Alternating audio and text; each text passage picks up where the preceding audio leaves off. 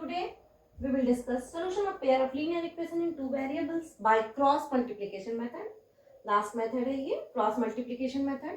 Substitution method हो गया है, सब्स्टिट्यूशन मेथड हो गया, एलिमिनेशन मेथड हो गया, क्रॉस मल्टीप्लिकेशन मेथड है. क्रॉस मल्टीप्लिकेशन मेथड में आपको ध्यान देने, हमने एक एग्जांपल भी नोट किया हुआ है, एनसीईआरटी का क्वेश्चन है, और एक जनरल इक्वेशन हमने लिया हुआ है. General equation a1x plus b1y plus c1 is equal to 0, a2x plus b2y plus c2 is equal to 0. दो इक्वेशन है, पेयर ऑफ लीनियर इक्वेशन हमने इस फॉर्म में लिया है. क्रॉस मल्टीप्लिकेशन मेथड में हम ध्यान देते हैं कि इक्वेशन को हम इसी फॉर्म में, स्टैंडर्ड फॉर्म में नोट करते हैं. इसमें करते क्या है, हम x की वैल्यू लिखते हैं. यहाँ कोफिशिएंट्स को x के x y 1, हम x y और 1 लिख लेते हैं. x का कोफिशिएंट यहाँ हमको लिखना है, y का ये 1 है, कांस्टेंट टर्म है, ये लिख लेते हैं. x को छोड़कर x के नीचे हम y के कोफिशिएंट से स्टार्ट करते हैं, तो यहाँ b1 b2 हम लिख लेंगे. यहाँ पर c1 b1 के बाद c1 c2, फिर c1 के बाद हम उल्टा आएंगे तो यहाँ हो जाएगा a1 a2, और एक बार फिर b1 b2 इस ऑर्डर में लिखते हैं. हम इसके नीचे इस तरीके से लिख लेते हैं. x के कोफिशिएंट को छोड़कर हम b1 से स्टार्ट करते हैं, b1 b2 c1 c2. Cyclic order में आप चलेंगे तो b c के बाद a आएगा, फिर b आएगा, a1 a2 b1 b2 हम लिखते हैं, और इसको क्रॉस मल्टीप्लाई करके हम ऐसे नोट करते हैं. तो x अपॉन क्रॉस मल्टीप्लाई कीजिए, b1 c2 minus b2 c1 is equal to y upon, इसको मल्टीप्लाई कीजिए, c1 a2 minus c2 a1 is equal to 1 upon a1 b2 minus a2 b1. ये हो जाएगा. एक बार आपके पास ये रिजल्ट आ जाता है, एक बार हम इसको इसके इक्वल लेते हैं और एक बार हम इसको इसके इक्वल लेते हैं. जब हम इसको इसके इक्वल लेंगे तो x is equal to x upon b1 c2 minus b2 c1 is equal to 1 upon a1 b2 minus a2 b1 हो जाएगा. और यहाँ से हमको x की वैल्यू मिल जाएगी, क्रॉस मल्टीप्लाई कर देंगे, b1 c2 minus b2 c1 upon a1 b2 minus a2 b1. और इसी तरीके से जब हम एक बार इसको इसके इक्वल लेंगे, तीनों आपस में इक्वल है तो हम दो को इक्वल ले सकते हैं. तो y upon c1 a2 minus c2 a1 is equal to 1 upon a1 b2 minus a2 b1 implies that y is equal to, अब y की वैल्यू आ जाएगी, क्रॉस मल्टीप्लाई कर दीजिए, c1 a2 minus c2 a1 upon a1 b2 minus a2 b1. आपको ये नहीं सोचना है कि ये कोई फॉर्मूला है और मुझे इसको लर्न करना है, हमको इसी प्रोसेस के थ्रू चलना है. हम इसी प्रोसेस को अप्लाई करेंगे और इस क्वेश्चन को सॉल्व करेंगे. तो ये बहुत इजी वे में इससे आंसर आ जाता है. अब हमने आपको बताया कि इसको पहले हम स्टैंडर्ड फॉर्म में बदलते हैं. तो स्टैंडर्ड फॉर्म में बदलेंगे मीन्स ये आपका कन्वर्ट हो जाएगा 2x plus y minus 5 is equal to 0, 3x plus 2y minus 8 is equal to 0. यहाँ हम अपने कन्वीनियंट के लिए a1 a2 लिख लेते हैं. a1 की वैल्यू क्या है 2, a2 की वैल्यू है 3, b1 की वैल्यू है 1, y का कोफिशिएंट 1 है, और b2 की वैल्यू है 2. c1 की वैल्यू क्या होगी, तो c1 की वैल्यू यहाँ पर माइनस 5 है और c2 की वैल्यू है माइनस 8. अब हम बिल्कुल इसी तरीके से करेंगे. आप ये अलग से लिखना चाहे तो लिखिए, या न लिखना चाहे तो न लिखिए. आप यहाँ पर उसको उतार लेंगे x y 1. तो आप डायरेक्ट भी इसको लिख सकते हो. हम x के कोफिशिएंट छोड़कर y के कोफिशिएंट से स्टार्ट करते हैं, 1 2 माइनस 5 माइनस 8, फिर c1 के बाद से a1 a2 हो जाएगा, 2 3, और फिर b1 b2 1 2. तो आपको इसी से देखकर लिखना है. इसको याद ध्यान रखने की बस ये याद देखना है कि y के कोफिशिएंट से स्टार्ट करते हैं. तो y का कोफिशिएंट 1 2 c1 c2 हो गया, a1 a2 हो गया, फिर b1 b2 हो गया. अब उसके बाद हम क्रॉस मल्टीप्लाई का सिंबल बनाते हैं. ये इससे क्रॉस मल्टीप्लाई होगा, ये इससे क्रॉस मल्टीप्लाई होगा. अब x अपॉन हम लिखेंगे तो 1 इंटू -8 माइनस, बीच में हमने माइनस का साइन लगाया था, -2 into -5 is equal to y upon -5, bracket आप हमेशा यूज करेंगे, अदरवाइज प्लस माइनस की मिस्टेक हो जाती है। माइनस ये -8 है into 2 is equal to 1 upon 2 into 2 -3 into 1। अब आप इसको एक बार सिंप्लीफाई कर लीजिए, x upon -8 minus minus plus 10 हो गया is equal to y upon -15 minus minus plus 8 टू जा 16 is equal to 1 upon 4 minus 3। अब आप डायरेक्ट भी लिख सकते हो, एक लाइन और सिंप्लीफाई कर दो, x upon 2 is equal to y upon 1 is equal to 1 upon 1 means 1। एक बार हम इसको इक्वल लेंगे और एक बार हम इसको इक्वल लेंगे, तो जब x upon 2 is equal to हम 1 करेंगे तो यहां से x की वैल्यू 2 आ जाएगी, और जब हम y upon 1 is equal to 1 लेंगे तो y की वैल्यू 1 आ जाएगी। तो क्रॉस मल्टीप्लिकेशन मेथड से क्वेश्चन बहुत इजीली सॉल्व होते हैं, और ये ज्यादातर उन क्वेश्चंस में हम लोग लगाते हैं जिनमें इसके कोफिशिएंट्स बड़े बड़े डिजिट दिए गए हों, तो उस कंडीशन में होता है। आप एनसीईआरटी या आरडी सर में कहीं किसी के भी क्वेश्चंस को आप सॉल्व करें तो आपको कभी कभी क्वेश्चन भी पूछ देता है if solution exist then find it. तो if solution exist then find it में हमको क्या करना है, पहले a1 a2 b1 b2 c1 c2 को कंपेयर करके ये देखना है कि यूनिक सॉल्यूशन पॉसिबल है या no, how infinitely many solution है या नो सॉल्यूशन है। अगर यूनिक सॉल्यूशन पॉसिबल है तो इन चारों में से किसी मेथड को यूज करके हम यूनिक सॉल्यूशन निकाल सकते हैं। चार मेथड जो आपने पढ़ा है, एक वर्ड प्रॉब्लम हम आपको सॉल्व करके बता देते हैं, आप इसको नोट कर लीजिए, और वर्ड ये इजी मेथड है करने का। क्वेश्चन नंबर 2 ऑफ एक्सरसाइज 3.5, ये क्वेश्चन आप देख लीजिए। For which value of a and b does the following pair of linear equation have an infinite number of solution. जो अभी हमने बोला था उसी तरह के क्वेश्चन उसी तरह पर बेस्ड है कि a और b की किस वैल्यू के लिए ये पेयर ऑफ लीनियर इक्वेशन जो है वो इनफाइनाइट मेनी सॉल्यूशन देगा। इनफाइनाइट मेनी सॉल्यूशन कब पॉसिबल होता है, जब a1 upon a2 is equal to b1 upon b2 is equal to c1 upon c2। हम उसकी कंडीशन को नोट कर लिए। जब ये होगा इनफाइनाइट मेनी सॉल्यूशन की कंडीशंस ये है। अब आप a1 अपॉन, तो a1 b1 c1 निकालने के लिए पहले हम इसको स्टैंडर्ड फॉर्म में बदलेंगे, -7 इज इक्वल टू 0, और इसको भी स्टैंडर्ड फॉर्म में बदलेंगे इज इक्वल टू 0। अब हम, मेरे पास तीनों वैल्यू आ गई, a1 is equal to 2, a2 is equal to a minus b, b1 is equal to 3, b2 is equal to a plus b, c1 is equal to -7 और c2 is equal to minus bracket के साथ 3a plus b minus 2।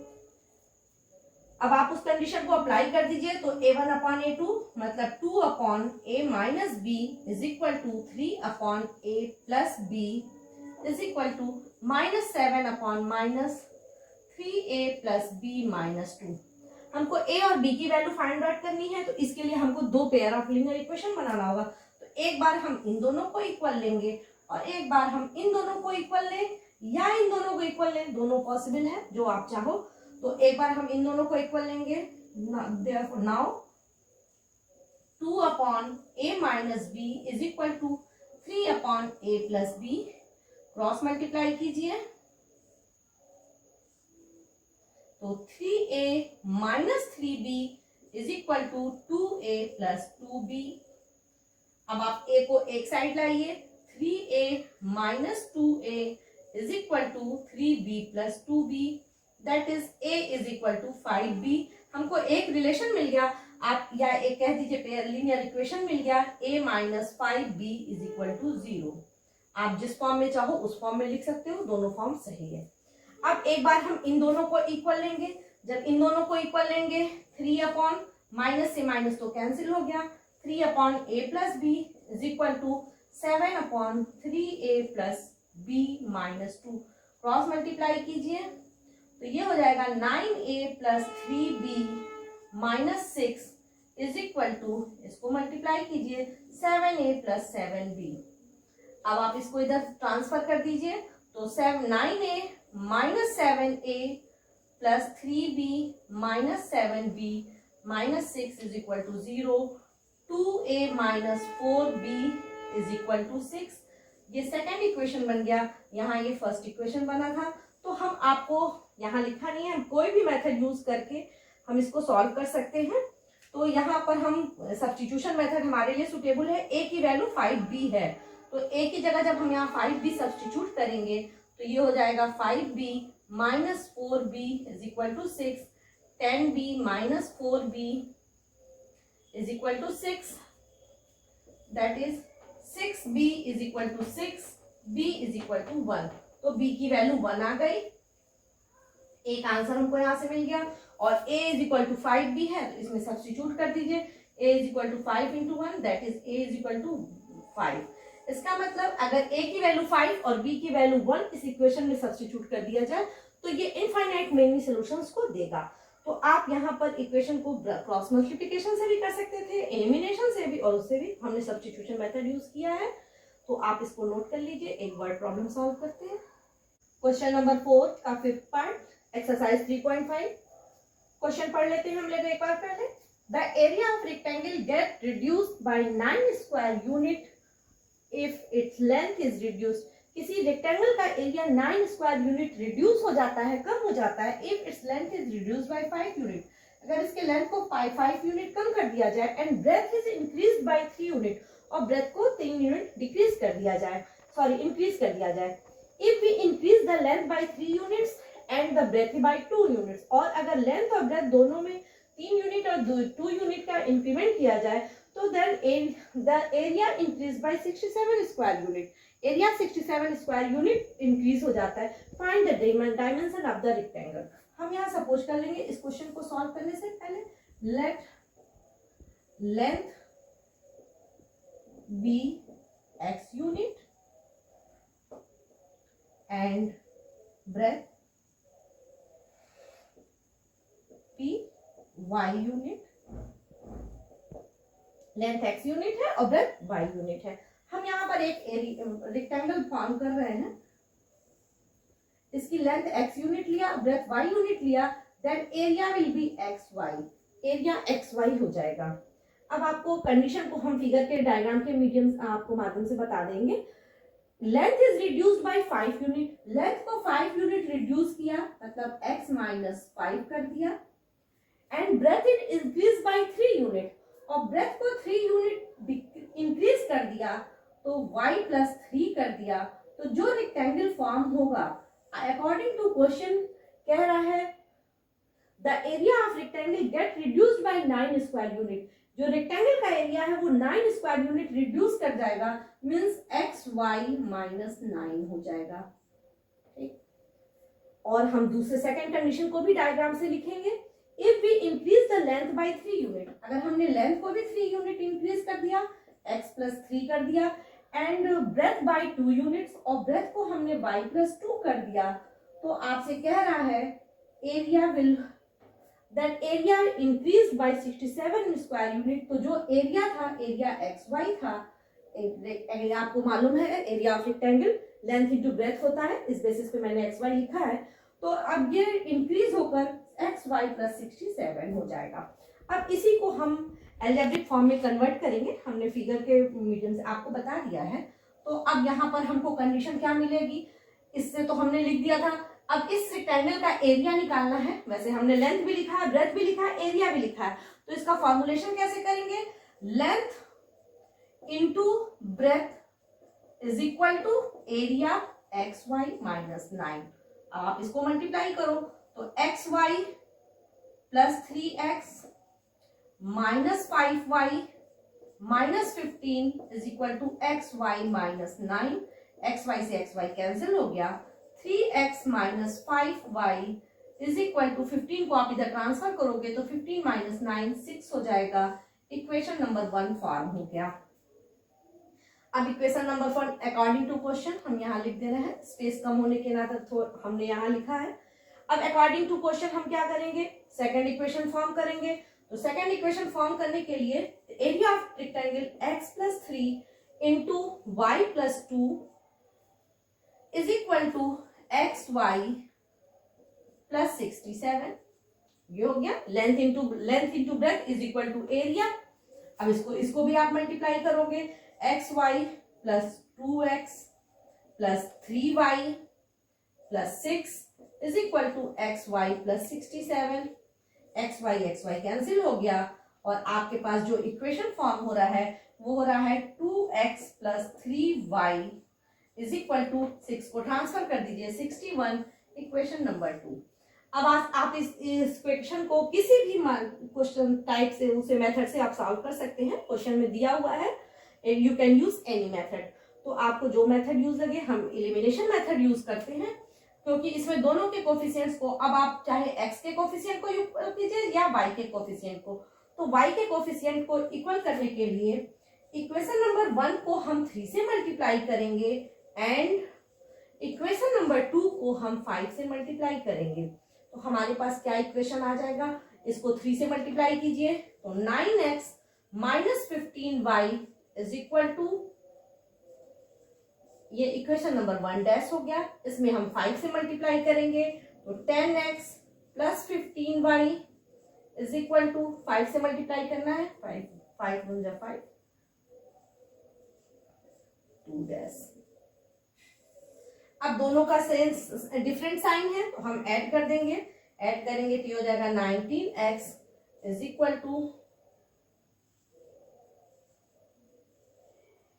ये हो गया। यहां से x की value आप मिल जाएगी, implies that x is equal to 323, x is equal to 17 हो गया। अब x की ये वैल्यू हम किसी एक इक्वेशन में सब्स्टिट्यूट कर देंगे, तो आप यहां सब्स्टिट्यूट कर दीजिए। तो फ्रॉम इक्वेशन नंबर 1 आ जाएगा 3 into 17 minus 5y is equal to 6, 51 minus 5y is equal to 6, minus 5y is equal to minus 50, 51 minus हो जाएगा 6 माइनस 51,